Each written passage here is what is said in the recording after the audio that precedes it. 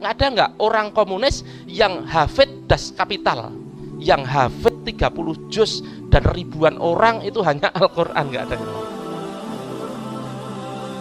Al-Quran itu tidak hanya diturunkan untuk zaman Quraisy berpuasa, diturunkan untuk hari ini juga sampai kiamat nanti kan. Maka mukjizat Al-Quran itu juga harus mengalahkan puncak peradaban hari ini. Betul nggak? Oke, sekarang pertanyaannya, apa puncak peradaban modern? Pesawat, gedung pencakar langit, smartphone, laptop, sudah saya katakan tadi. Zaman Nabi Musa, zaman Fir'aun, puncak peradabannya bukan piramid tapi sihirnya.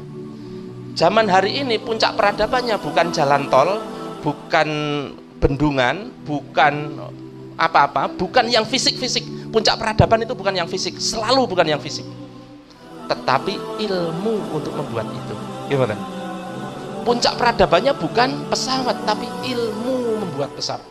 Bukan gedung bertingkat, tapi ilmu untuk membuat gedung itu. Bukan smartphone, bukan laptop, bukan komputer, tapi ilmu untuk membuat itu. Dan peradaban hari ini adalah peradaban ilmu. Dan peradaban ilmu hari ini itu selalu ilmunya diliterasikan, dituliskan, dibukukan.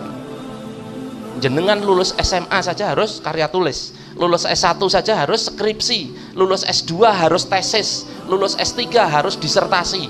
Pengen jadi wong top harus nulis buku. Peradaban hari ini, seorang punya kelebihan apa-apa kalau belum dituliskan menjadi buku belum lengkap hari ini. Seseorang dianggap luar biasa itu memiliki buku.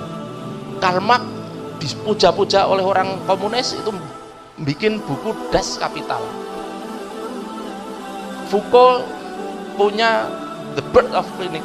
Filosofi-filosofi itu kan semua dipuja karena nulis semua itu kan. Dan sekarang mukjizatnya apa? Ilmu Al-Quran yang dibukukan dan bisa dibandingkan, Pak. Zaman itu tali yang seolah-olah jadi ular dibandingkan dengan tongkat yang benar-benar jadi ular. Dan sekarang boleh dibandingkan.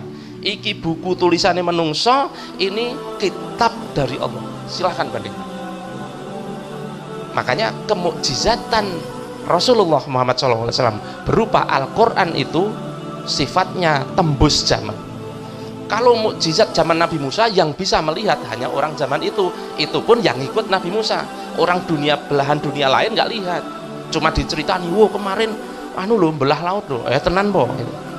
Tapi kalau sekarang, mukjizat itu Al-Quran luar biasa isinya, tenan po, ayo iki nek ora percaya bukaan bacaan kan gitu, luar biasanya.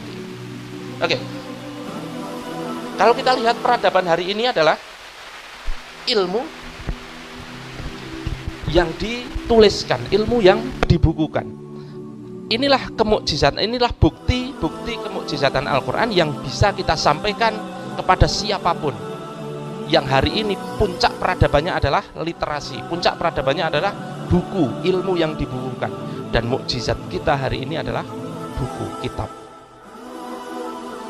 Sastranya luar biasa, tidak bisa ditiru manusia. Itu yang pertama. Sudah diberi tantangan tadi. Kalau nggak percaya dan kamu masih penasaran, silahkan bikin. Yang pertama. Yang kedua, sastranya luar biasa, mudah dihafal manusia. Saking luar biasanya sampai mudah dihafalkan manusia, walaupun nggak paham artinya. Hafid Quran yang anak-anak kecil jumlahnya ribuan itu bisa jadi nggak paham artinya, tapi hafal 30 juz, bayangkan. Sekarang yang orang komunis yang sangat memuja Karl Marx, yang buku pedomannya adalah Das Kapital, ada nggak orang komunis yang hafid Das Kapital? Nggak ono, Pak. Nggak ada, tak jamin nggak ada. Atau jenengan pengagumnya siapa? Terus yang hafid buku itu nggak ada, Pak. Atau kita ke kitab suci yang lain, ada nggak yang hafid kitab suci A, kitab suci B? Nggak ada. Yang hafid 30 juz dan ribuan orang itu hanya Al-Quran, nggak ada yang lain. Itu luar biasa, bukti mukjizat bahwa ini bukan main-main. Terjaga keseasliannya sepanjang masa, 1500 tahun, bayangkan, bukan waktu yang pendek. Bersentuhan dengan banyak orang. Biasanya sesuatu yang panjang, yang melewati waktu yang lama, itu harus direvisi. Tapi ini enggak.